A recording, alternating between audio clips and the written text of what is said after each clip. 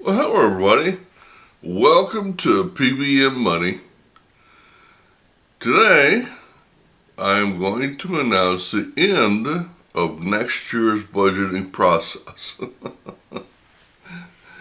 Which is ironic because the last video I did, I got on here and I made a big production out of wanting to walk you through the entire budgeting process.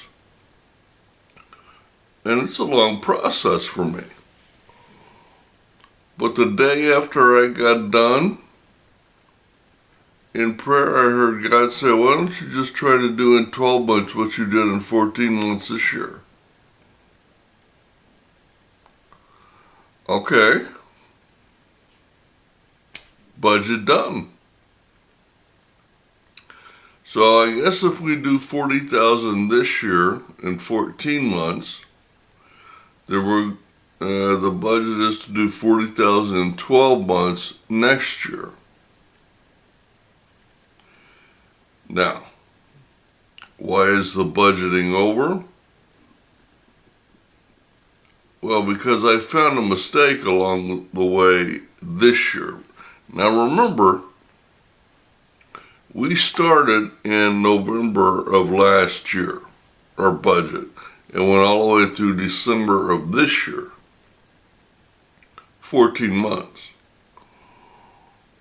But as I went through and, in the last 7 months, I noticed a couple of mistakes that I made. Number one, I assumed that each month had there was 12 months in our budgeting time. There were 14. All right. The second mistake that I had made is I assumed that each month had 4 weeks. That's not true either. So in order to hit our budget next year, all we have to do is what we've been doing this year, because the 4 weeks will make up 1 month, and the second month is going to be replacement of some around $3,000 in income. And I had already, because I knew that was going to be the big problem, is the loose income up front, not the stuff that I was going to plan for. And I used most of that this year, so I decided, well, how am I going to replace that easy money up front? And I had already solved that problem. Like I said, we're going to have $1,000 to $1,500 on credit cards. I'm going to get a personal note for $1,500.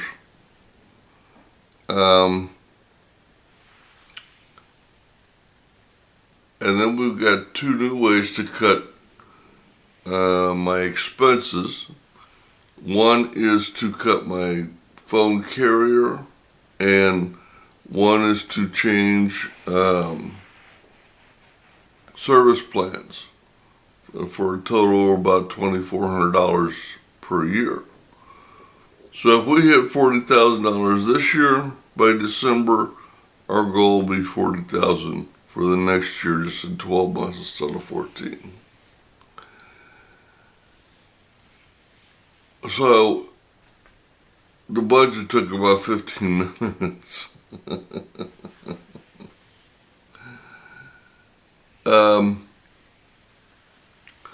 So I want to spend the remaining part of this video, since we're not going to be talking that much this coming year about price increases or money increases. I have noticed, and I noticed this about 2 months ago, God has been speaking to me a lot about ministry.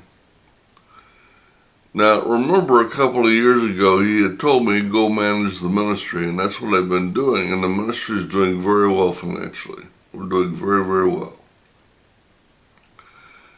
Now I feel like he's telling me now concentrate less on that, concentrate more on actual ministry.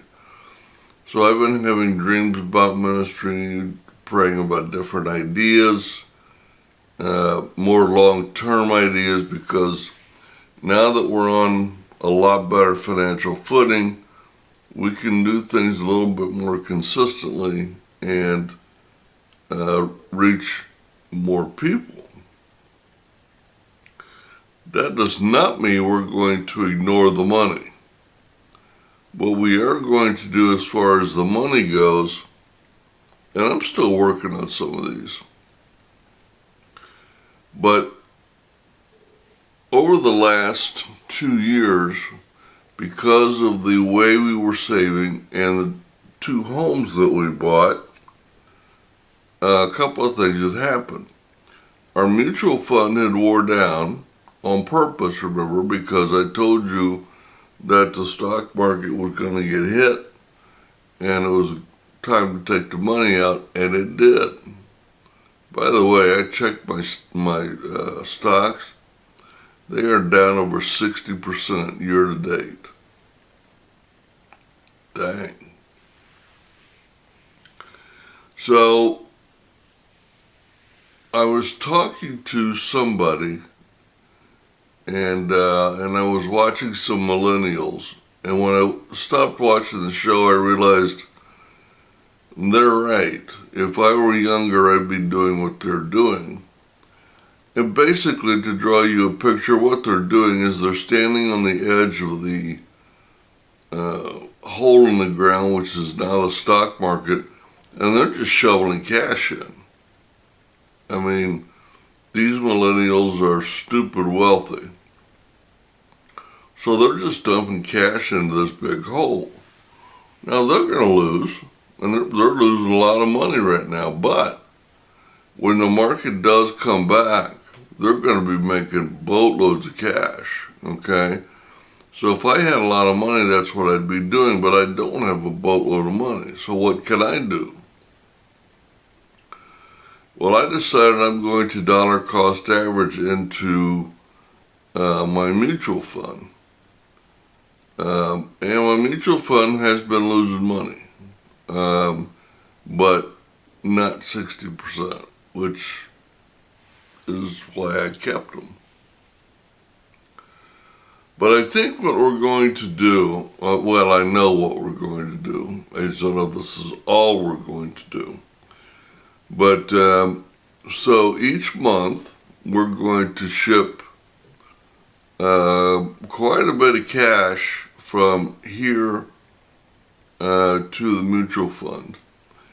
And one thing I've noticed, like I said, we had quite a bit of cash saved up in our savings accounts here in the credit union.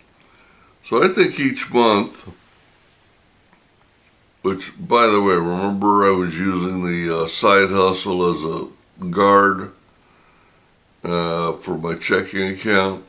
Well, we're going to start taking $1,000 a month out of my savings account, using it for a guard for 30 days, and then depositing it into the mutual fund. So the majority of cash will go, like, for my savings and the ministry savings is going to go from my account into the appropriate savings account, and then in $1,000 chunks will come from the savings account into my checking account, then up to the mutual fund, and that's where we're going to store it for the next 2 years plus. The goal next is to the end of next year to buy our last little rental home before we look for a duplex, and pay for it with cash. That's the goal. So between now and then, I can dollar cost average on the way down in the mutual fund, build my position back up, and by the time it's time, hopefully the market will have made its run. So why do I want to do that? Well, usually when the market goes down this much, the best trading days are the first week or two after the market turns. So I want to have as much built up as I can. Now in the short term, I'm going to lose money, and I get it. But hopefully by the end of next year, which is where we're going to start this, I think. Maybe this year, I don't know. So we'll have our position built up. Now the second way we're going to be shoveling money up there is with each property we have its own checking and savings account, and we divide it per rental. So we have decided that each rental will send $100 per month to the mutual fund. And each rental will pay 1/4 of the personal note to the bank. So we're going to be spending around $150 per unit to get money into the mutual fund, plus around $1,000 a month from our savings. Now, for each month from my personal income going into the savings accounts of the ministry and my personal savings is going to be around $1,100-$1,200. So we might have 15,000 savings account, but it won't run out in 15 months because we're replenishing it with roughly the same amount. And the closer we get to buying our house, I think the more money we'll probably be shoveling up there. Ideally, before we buy our house, I'd like to have both savings accounts here down to around $1,000, saving $1,000 a month out of my accounts, and the rental accounts up roughly $2,000 over the year. Well, that's where we stand. That's what the goals are. And leave it to God to cut my budgeting and videoing very short. Which is fine. We can do budgeting videos another year. So anyway, that's our budget. That's our goals. I do suspect we're going to have a lot more videos this coming year on different ideas for ministry ideas, the cost, looking at them, examining them, which ones are the most viable, that kind of thing. So, I don't know. We'll have to wait and see. God may have a specific idea. I don't know. Well, we'll see. That's about all I wanted to talk about. You guys have a great day, a great week, and happy investing.